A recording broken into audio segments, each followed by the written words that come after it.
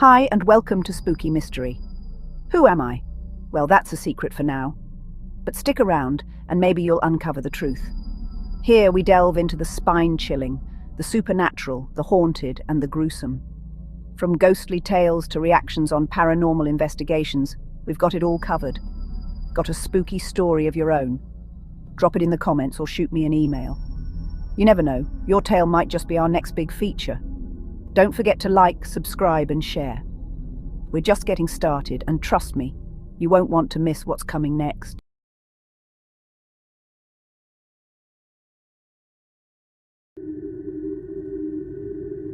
Rain pounded the windshield, blurring the already fading lines of the highway. Sarah gripped the steering wheel, knuckles white, her eyes burning with fatigue. She had been driving for what felt like an eternity, the endless asphalt ribbon unspooling before her like a cruel joke. Washington felt a lifetime away. California, a distant promise lost in the storm. The wipers screeched back and forth, a rhythmic counterpoint to the low rumble of the engine. Each mile marker that flickered past seemed to mock her, a testament to the vast distance still to be covered. Her shoulders ached, her vision blurred, and a wave of exhaustion threatened to pull her under. Sarah knew she needed to stop, needed to rest.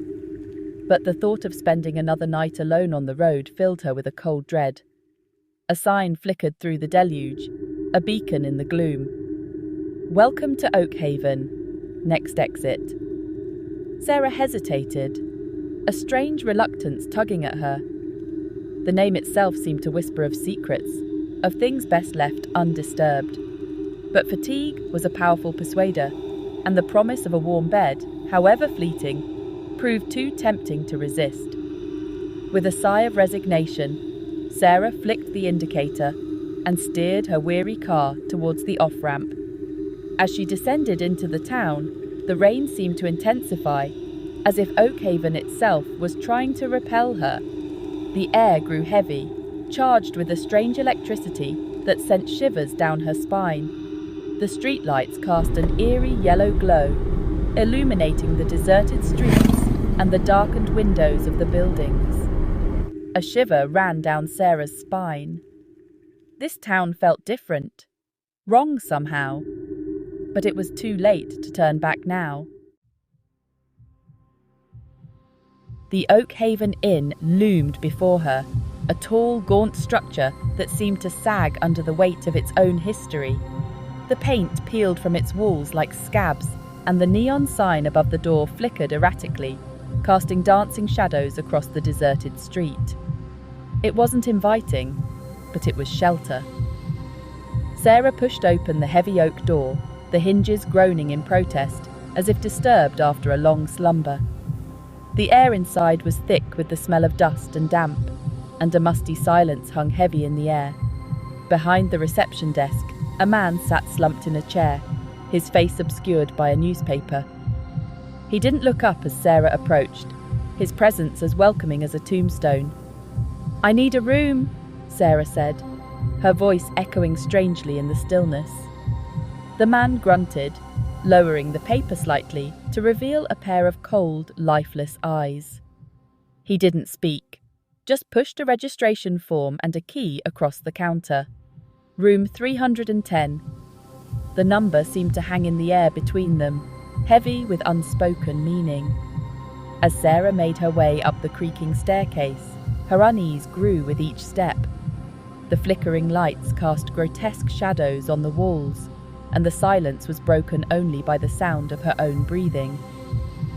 Each room she passed seemed to exude a palpable sense of emptiness, of lives lived and lost within these aging walls. By the time she reached the third floor, her heart was pounding in her chest, a drumbeat of fear against her ribs. The hallway stretched before her, a tunnel of shadows and dust. The air was thick and oppressive, and a strange metallic tang lingered in her nostrils. Sarah counted each step as she made her way towards room 310, each footfall echoing in the silence. 98, 99, 100. Each step seemed to take her further from the familiar world, deeper into the heart of the hotel's unsettling embrace. She stopped outside room 310, the key feeling cold and heavy in her hand. The air around the door seemed to vibrate with an unseen energy, and a wave of dizziness washed over her. For a moment, she considered turning back, seeking refuge in the relative safety of her car. But the exhaustion was a powerful force, urging her to seek solace, however temporary. Taking a deep breath, Sarah slid the key into the lock. The mechanism turned with a grating click, and the door swung open with a low groan, as if releasing a held breath. The air inside was stifling, thick with the smell of dust and decay. The curtains were drawn, plunging the room into an unnatural twilight, and the only light came from a single flickering lamp on the bedside table. Sarah stepped inside, her skin prickling with unease. The air felt heavy, charged with an unseen energy that seemed to press down on her. It was as if she had stepped into a tomb, sealed off from the outside world and forgotten by time. The heat hit her first, a suffocating wave that seemed to radiate from the very walls themselves. It was an unnatural heat, dry and oppressive, like being trapped inside a furnace. Sarah tried to ignore it, tried to rationalize it away as faulty heating or poor ventilation. But deep down, a primal fear stirred within her. This heat was different. It felt malevolent. She moved towards the window, intending to throw it open and let in the cool night air. But as she reached for the latch, a wave of dizziness washed over her, so intense that she had to grip the windowsill for support. Her heart pounded in her chest, her breath coming in short, shallow gasps. Panic welled up inside her, threatening to overwhelm her. Turning away from the window, Sarah stumbled towards the bed, her legs feeling weak and unsteady. She sank down on the edge of the mattress, her body trembling uncontrollably. The heat seemed to intensify, pressing down on her, suffocating her.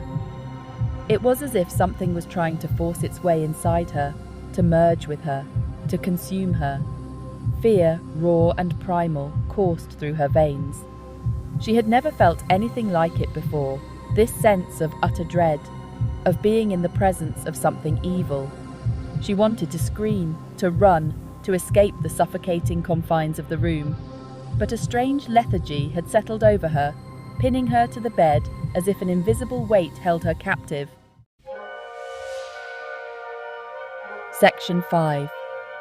An overwhelming urge to fly. A new sensation washed over her, insidious and terrifying. It whispered to her from the shadows, a seductive voice that promised oblivion. It urged her towards the window, promising release, urging her to fly. She knew she shouldn't listen, knew it was madness. But the voice was relentless, its whispers weaving their way into her thoughts, her desires. She rose from the bed, her movements jerky and uncoordinated, as if controlled by an unseen force. Her feet moved towards the window, drawn by an irresistible pull.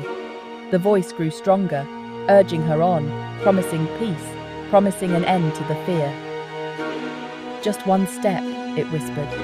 One small step, and then you can fly. Her hand reached out, drawn to the open window like a moth to a flame. The cool night air beckoned, promising escape from the stifling heat of the room. She could feel the pull of the open air, the allure of the void. For a terrifying moment, she felt herself giving in, felt the last vestiges of her resistance crumbling. Then, a wave of nausea washed over her, so intense it brought her to her knees. The voice in her head screamed in frustration as she pulled back from the precipice, her body racked with tremors. She had looked into the abyss, had felt its cold embrace, and it had terrified her back to her senses. Section 6. Panic in the lobby. Whispers in the night. Scrambling back from the window as if burned, Sarah stumbled towards the door, her escape fueled by pure primal terror. She fumbled with the lock, her fingers clumsy and uncoordinated, her mind a jumble of fear and confusion. The doorknob felt cold and slick beneath her trembling hand, as if coated in ice. Finally, the lock yielded, and she practically fell out into the hallway, the cool night air a blessed relief from the stifling heat of the room. She didn't look back, didn't dare to see if anything followed. She simply ran, her bare feet slapping against the threadbare carpet, her breath coming in ragged gasps. Down the seemingly endless hallway she fled, her fear lending speed to her flight. The flickering lights cast grotesque shadows that danced and writhed on the walls, and the silence was broken only by the frantic pounding of her own heart. She didn't know where she was going, only that she had to get away from that room, from that hotel, from that town. She burst into the lobby, her chest heaving, her eyes wide with terror. The man behind the desk looked up, his expression a mixture of annoyance and something else, something cold and calculating that sent a fresh wave of fear coursing through her. She didn't stop to explain, didn't even look back.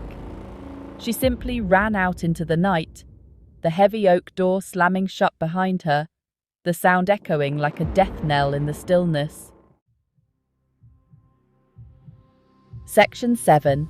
A town held captive to its secrets. The storm had passed, leaving behind a night of oppressive stillness. The air was thick and heavy, pregnant with the scent of wet earth and something else, something indefinable and unsettling. Sarah ran until her lungs burned and her legs screamed for mercy. The image of that room, of that heat, seared into her mind. She didn't know where she was going, didn't even care. She just needed to get away from the Oakhaven Inn, from the suffocating presence that clung to its walls like mildew. As she ran, she couldn't shake the feeling that she was being watched, that unseen eyes followed her every move. She slowed to a walk, her breath coming in ragged gasps, her body trembling with exhaustion and fear. The town was eerily silent, the streets deserted, the buildings dark and forbidding. Even the wind seemed to hold its breath, as if afraid to disturb whatever secrets lurked in the shadows. Reaching a park shrouded in darkness, Sarah collapsed onto a bench, her body racked with sobs. She didn't know how long she sat there, lost in her terror and confusion. The events of the last few hours replayed in her mind, a nightmarish kaleidoscope of heat, fear, and that overwhelming urge to jump. She knew she wouldn't be able to sleep, not after tonight, not after room 310. Section 8. The Librarian's Reluctant Gaze. As dawn broke, casting a pale light over the sleeping town, Sarah made her way towards the only sign of life she could find, the Oakhaven Public Library. The building itself was small and unassuming, a stark contrast to the looming presence of the inn. Stepping inside, she was greeted by the comforting scent of old books and the gentle hum of silence. Behind the counter sat an elderly woman, her face etched with the passage of time, her eyes filled with a wisdom that spoke of long years spent among the written word. She looked up as Sarah approached, her gaze sharp and appraising. Sarah hesitated, unsure how to begin, how to explain the terror that still clung to her like a shroud. I need information, Sarah stammered, her voice hoarse from disuse.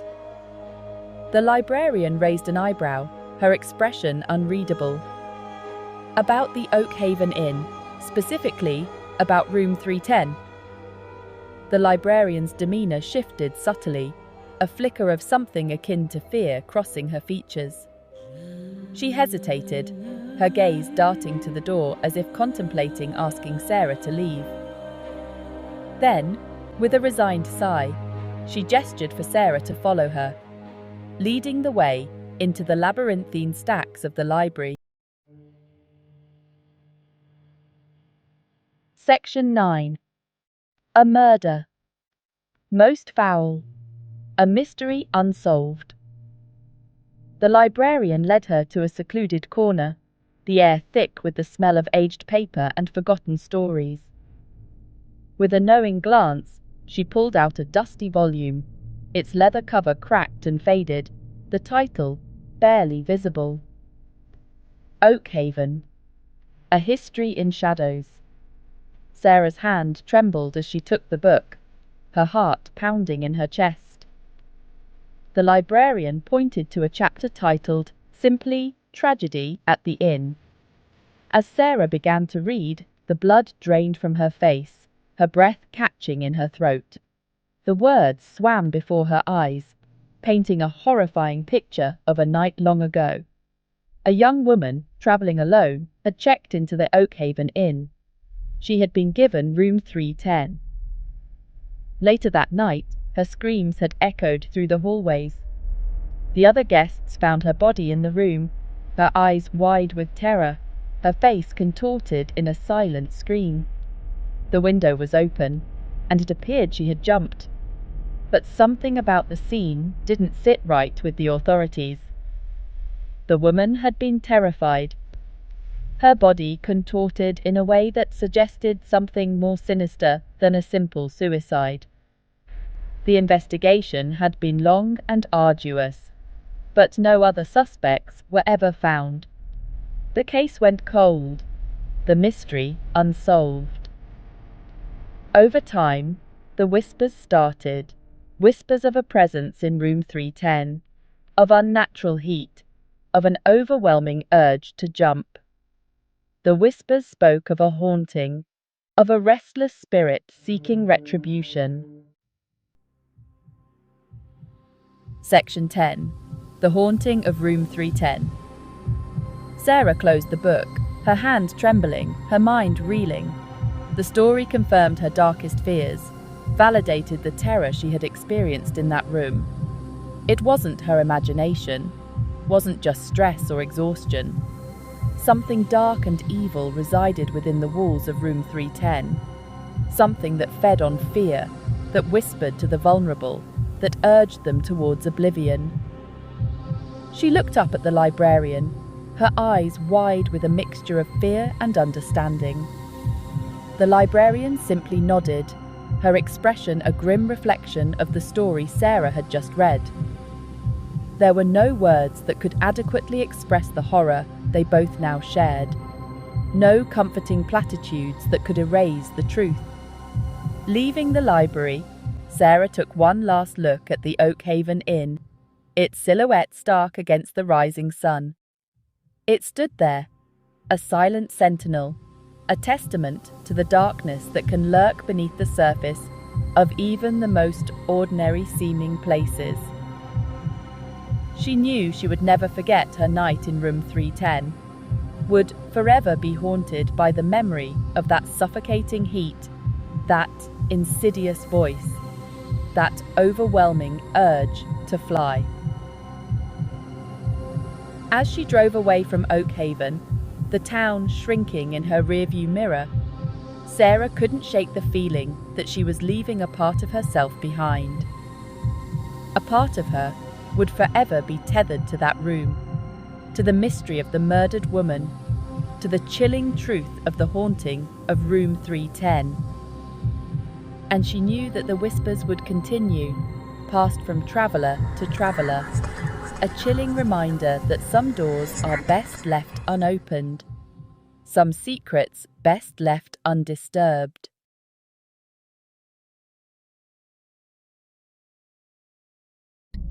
Thank you for watching. Sleep tight if you can.